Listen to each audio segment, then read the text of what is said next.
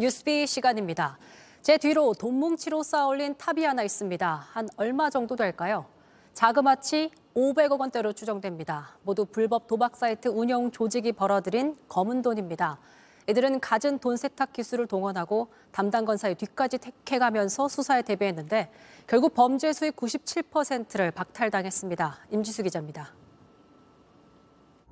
5만 원권 현금이 거실에 산더미처럼 쌓여 있습니다. 사진이 찍힌 곳은 오션뷰를 자랑하는 해운대 마린시티의 초고층 주상복합 아파트로 불법 도박 사이트 돈 세탁 총책이 살고 있었습니다. 이건 저희가 돈다발 개수를 가로 세로 높이로 해서 저희가 세본 건데요. 500억 원은 훨씬 더 초과하는 것으로 확인됐습니다. 지난 2017년부터 필리핀 서버를 통해 불법 도박 사이트를 운영한 일당이 벌어들인 돈입니다. 이들은 기업형 돈 세탁 조직을 갖추고 있었습니다. 먼저 사이트 이용자들이 입금하는 돈이 수백 개 대포 통장으로 들어오면 월급을 받는 인출책들이 전국 각지의 ATM기를 돌며 매일 현금 6억 원을 뽑아 돈 세탁 총책에게 전달해왔습니다. 아니면 그 자금 세탁에 관여했던 사람들의 휴대전화에서 포렌식해서 나온 거였어요. 내가 돈을 제대로 줬습니다 라고 인증샷을 찍었던 것. 처음 보고 조작한 사진인 줄 알았습니다. 그러니까 믿기지 어렵지 않습니까?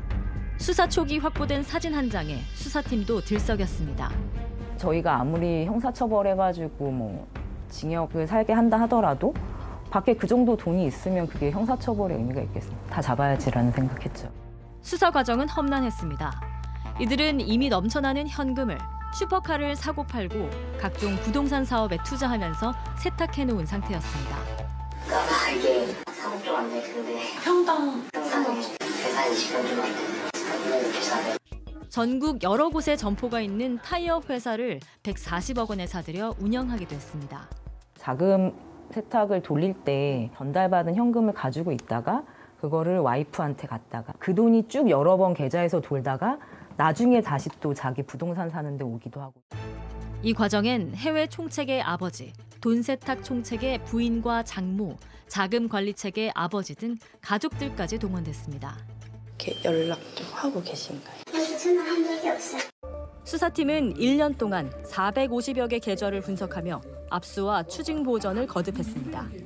피카소나 백남준, 이우환 작가 등의 고가 미술품과 화려한 명품들을 차례차례 찾아냈습니다. 하나라도 이제 연결고리가 있으면 그 주인검사실에서 그 수사팀이 다 불러서 조사를 했어요. 자기네들 숨겨놓은 자산까지 이제 오고 있는 게 눈에 보이니까 이거 어떻게 알았지, 이게 뭔지 어떻게 알았지, 이런 상황들이. 돈 세탁 조직도 순순히 당하진 않았습니다.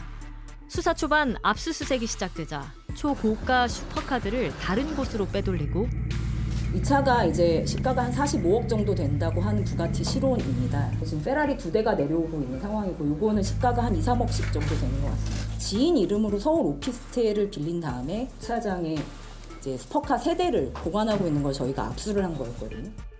검찰이 핵심 조직원을 소환하자 대담하게 해외로 도주시켰습니다. 자신들을 쫓던 담당 검사의 인사 시기를 수소문해 대응 전략을 세우기도 했습니다.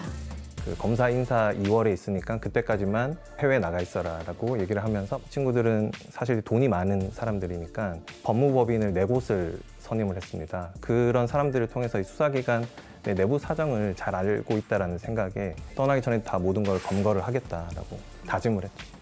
하지만 담당 검사 개인 사정으로 인사 대상에서 빠지게 됐고 결국 집요한 수사 끝에 돈 세탁 총책 등 9명이 무더기로 재판에 넘겨졌습니다.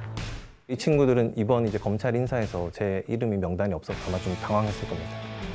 이렇게 수사팀이 특정한 범죄 수익이 550억 원, 그중 97%를 확보하는 데 성공했습니다.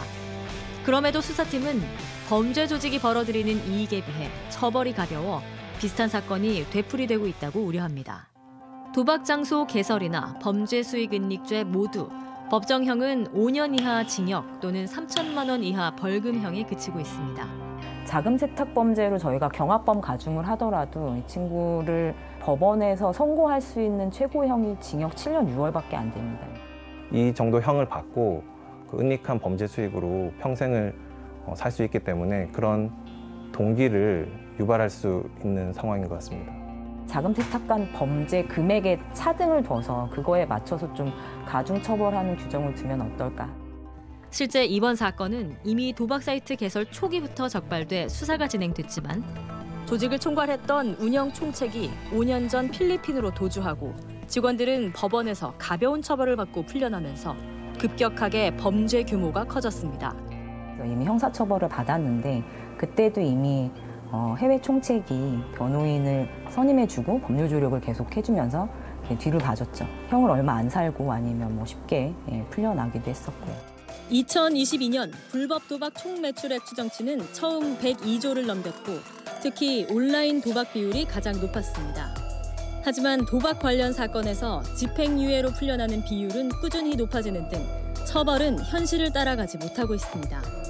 지난해 인천에선 2조 원대 불법 도박 사이트 운영 조직이 적발됐지만 주범이 1심 징역 3년형을 선고받는 데 그쳤습니다. 대부분 해외 서버를 이용하며 다단계 돈 세탁을 거치다 보니 전체 자금 운영 규모를 특정하는 것조차 갈수록 어려워지고 있는 상황. 이번 사건에서 필리핀으로 도주한 운영 총책에 대해선 인터폴 적색 수배가 내려졌고 추가 범죄 수익에 대한 수사가 진행 중입니다. 어차피 해외에서 계속 버텨봤자 범죄 사실만 계속 늘어나는 거고 저희는 수사를 포기하지 않을 거기 때문에 꼭 들어오셔서 자진 귀국하셔서 부산지방검찰청으로 오시길 바랍니다. JTBC 임지수입니다.